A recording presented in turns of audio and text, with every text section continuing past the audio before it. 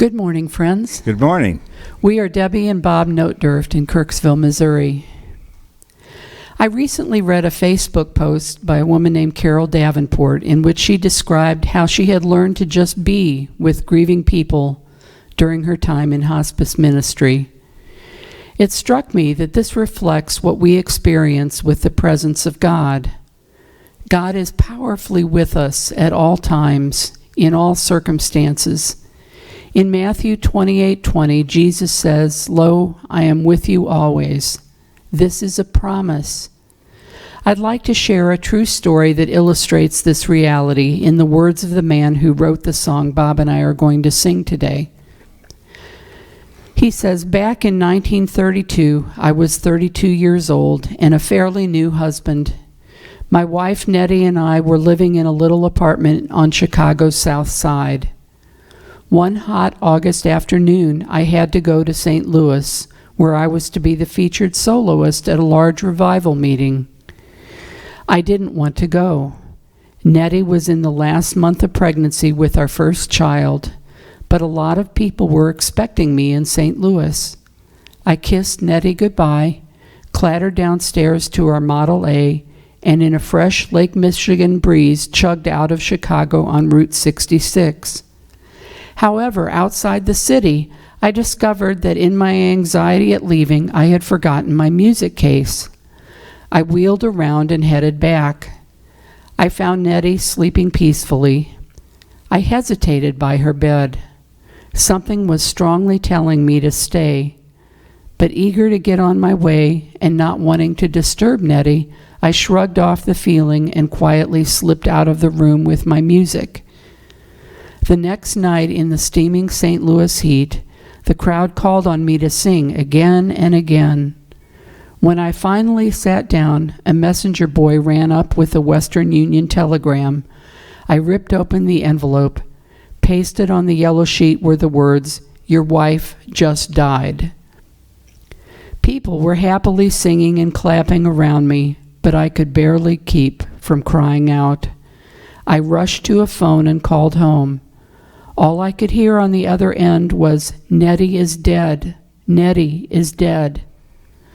When I got back, I learned that Nettie had given birth to a boy. I swung between grief and joy. Yet that night, the baby died. I buried Nettie and our little boy together in the same casket. Then I fell apart. For days, I closeted myself. I felt that God had done me an injustice. But then as I hunched alone in that dark apartment those first sad days, I thought back to the afternoon I went to St. Louis. Something kept telling me to stay with Nettie. Was that something God? Oh, if I had paid more attention to him that day, I would have stayed and been with Nettie when she died. From that moment on, I vowed to listen more closely to him.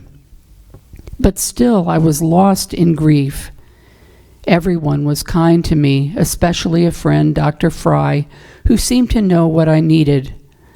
On the following Saturday evening, he took me up to a neighborhood music school. It was quiet. The late evening sun crept through the curtain windows. I sat down at the piano and my hands began to browse over the keys. Something happened to me then. I felt at peace. I felt as though I could reach out and touch God. I found myself playing a melody. Once into my head, they just seemed to fall into place.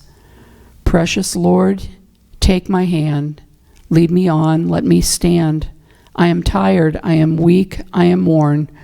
Through the storm, through the night, lead me on to the light. Take my hand, precious Lord, lead me home.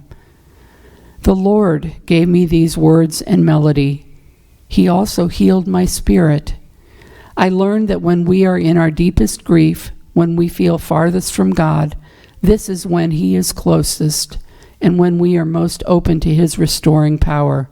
And so I go on living for God willingly and joyfully until that day comes when He will take me and gently lead me home.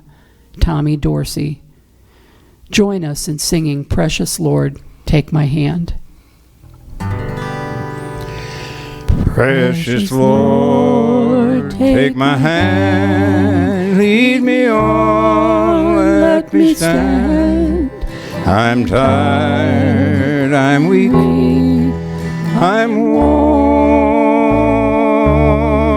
Through the storm, through the night, lead me on to the light. Take my hand, precious Lord, lead me home. When my way grows drear, precious Lord, linger near. When my life is almost gone, hear my cry, hear my call, hold my hand, lest I fall. Take my hand, precious Lord, lead me home. When the darkness appears and the night draws near, and the day is past and gone,